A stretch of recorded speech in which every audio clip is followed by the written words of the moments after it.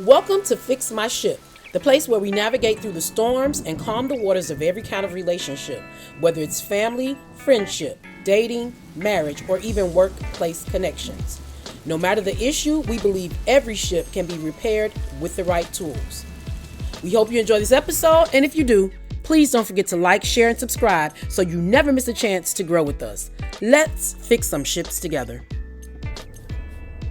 Welcome to another episode of Fix My Ship, where we are unscripted and unrehearsed. Unscripted and unrehearsed.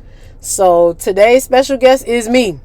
It is me, and there are some things that have transpired over the last couple of weeks that I don't know. I might be a little bit over here, a little bit over there, but I'm going to talk about those things. And the first thing that comes to mind for what I want to talk about today is reciprocity, the law of reciprocity. And there are different levels of reciprocity. You have your psychological reciprocity, business reciprocity, and biblical reciprocity, of course. And I'm going to kind of focus more on the biblical, because the other ones are, if you do for me, I do for you. And from a biblical standpoint of reciprocity, it is what you sow, you reap. God is not mocked.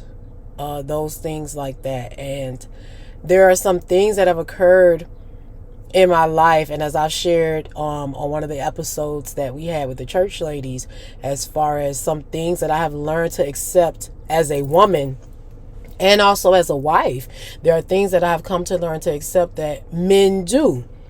And I feel that men accept some things that women do because we are women.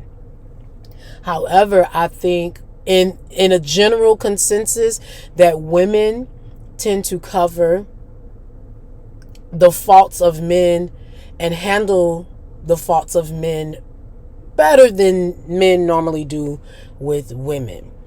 And the Bible says that we are to be treated as the weaker vessel, and sometimes we are not treated as a weaker vessel. Sometimes we try to present ourselves as the stronger vessel, but we'll talk about how that plays a part into what is allowed in relationships, what is tolerated in relationships, and then what's also reciprocated in relationships. So today, I want to speak to, again, this is to everybody, but I think if you are a woman, the more you learn about the man, the better woman that you can become for that man. And vice versa for the men. The more that you learn about women, the better man you can become for that woman. A lot of times we do have those preconceived notions, but it is the first things that you see: the relationship between your parents, the relationship between your grandparents, your siblings. All of those relationships help you to form the other relationships in your life. So understand that if you are a parent and you have children, the spouse ship, the marriage ship between you and your spouse, your children are looking at. So whether you want to teach them good things or bad things, they are looking at those things. Whether it's something that you want them to repeat or not repeat, they are looking at those things. What you have to understand as a parent is you can't control what they repeat. The best thing that you could do is set an example for what you would like for them to repeat. If you are a parent that has done or shown your children behaviors that you would not like for them to repeat, then you need to make sure that you have a dialogue or a discussion with them so that they understand that although you saw me do this, this is where it got me. And I think when we fail to have those discussions, that's when we start making mistakes or assumptions, and our children end up doing things that we really didn't want them to do, even though they saw us do it. They saw the negative impact that it had in our lives, and yet they still choose to do it because that's all they know. I think when parents can accept that, that's when everybody can grow. I also think it's good when you know that you didn't present something in a way that you wanted your children to repeat, or actions that you did, words that you said, you didn't want your children to repeat them. And then because of what you did, they also learned. So in the good and the bad, there's always a lesson in all of it. So like I said, I don't really know where I'm going to be at on this episode, but I think that we need to understand that old adage that we had, that sticks and stones may break my bones, but words will never hurt me, was a lie. It was a lie. And I think that bumps, bruises, maybe not the scars, but the bumps and the bruises, all of that eventually goes away. But those words begin to play over and over in your mind. I think they are equal. The words that we say and the things that we do are just as important. So if you are a person that thinks, oh, even though I said this, but I show a different action, that doesn't make sense. And somebody that I know always used to say, if you continue to do the same things thinking that you're going to get a different result, it is called insanity, and you know who you are. So I think a lot of us at this point in our life are literally insane and need to go to an insane asylum if you think that people are going to continue to allow you to verbally abuse them, physically abuse them, and stay in those situations. People are waking up. And if you cannot be honest with yourself to realize that you need to make a change, or that you actually just need to get out because the other person not making a change, then you got to do what you got to do. The problem is we're always so embarrassed. We're more embarrassed for the other person than they are for themselves. We're more embarrassed for the other person that we don't realize we're looking like the fool trying to make them look good.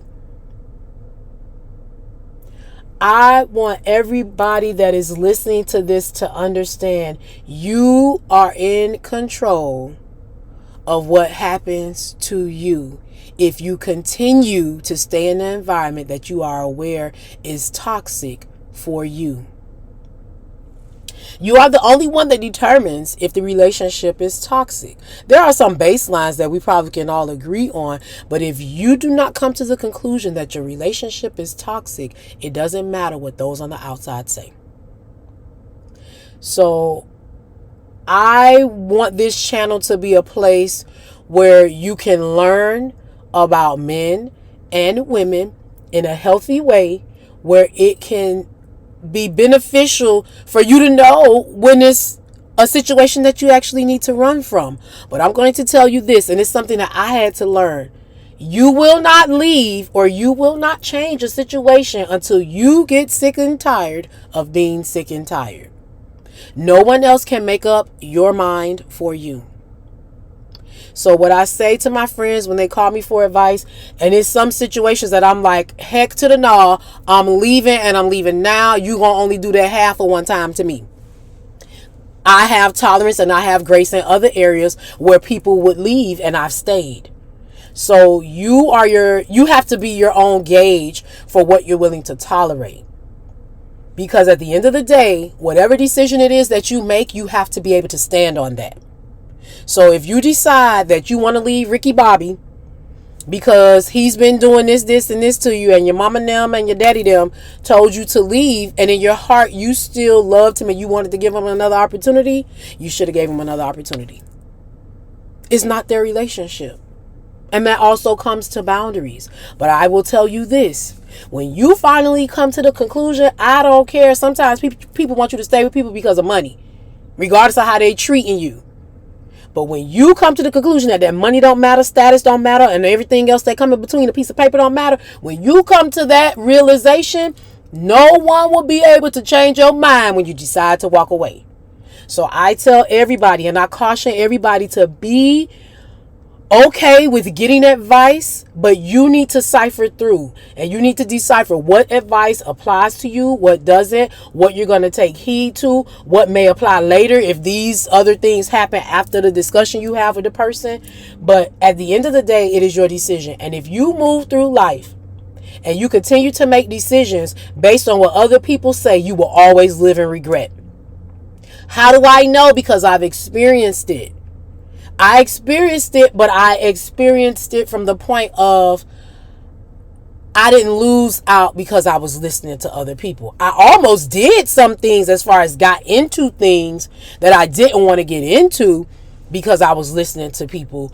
But what I did not do was leave situations until I was ready to leave the situation. And sometimes that's what happens when people are in abusive relationships, toxic relationships, whatever levels of negativity you want to put on that. Once you are fed up, when a woman's fed up, nobody can do anything about it. Now, if you want to be whole, if you want to have that good discernment to know when to leave and when to stay, you need to have a relationship with God. I'm going to say that for the people in the back. If you want to know when to leave, when to stay, when to hold them, when to fold them, you need to have a relationship with God. And that's my personal opinion, because that's the only way that I can speak from. That's God is the head of my life, Lord and Savior Jesus Christ. So I don't want anybody to get that confused. I am Paper Bible saved. The Gideon Bible. How about that? But that's my background. Now I have come to the understanding that depending on how you were raised, certain things are frowned upon. And like I said, you are going to have to take control of your ship. And if you want to steer your ship in the right direction, your head has to be in the right space. Your mind has to be in the right space. So you cannot just leave yourself to your own idle thoughts. And I'm going to share this with you all. When I went through a situation, I had to figure out why I would be happy almost the whole day, and then it would be one thought that would change my whole demeanor. I mean, to the point where I no longer had an appetite. So if that is something that happens to you, I want you to lean in all the way. If you are a person that can be good all day long, and one thought in your mind changes your entire countenance, I want you to understand you can control your thoughts. It's not easy. I had to understand that all of my thoughts were not my thoughts. So on the biblical side of that is you bring every thought and every evil imagination under captivity. You cannot just let your mind ramble. You have to control your thoughts. You still tell your mind what to think.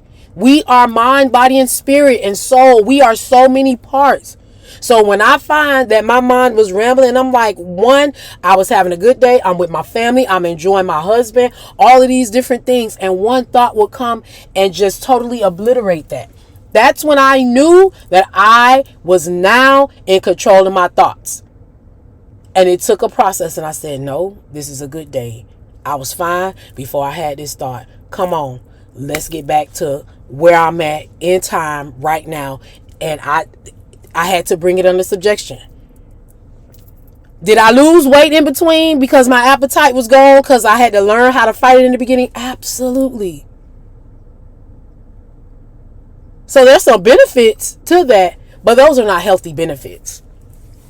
So you are what you think, but you have to be intentional about your thoughts. And I'm not a person, I'm not into manifestation or anything like that. But if you think on those things that are lovely, you think on those things that are pure, you think on those things that are of good report, that is what will change your thought process. But you have to force yourself to do it. The easy thing is to just give in to your thoughts. And as they used to say, an idle mind is the devil's playground. And it's a lot of people that have made accusations, made decisions, done things that they should not have done because they did not bring their thoughts under subjection. Our mind controls so much. We can be renewed by our minds, where we rejuvenate ourselves. We literally rejuvenate cells that are in our body, and we can literally kill ourselves with that same mind. So I leave you with this. You are what you think. Tell me, what do you think you are? Thanks for selling with us today on Fix My Ship, where no relationship is beyond repair. If something spoke to you, challenged you, or helped you see things differently, do us a favor. Like, comment, and subscribe so you stay anchored to truth and growth. And don't forget to share this episode with someone whose ship might be drifting. They just might need this too. Until next time, keep your heart open, keep your mind renewed, and your ship headed in the right direction. Peace and progress.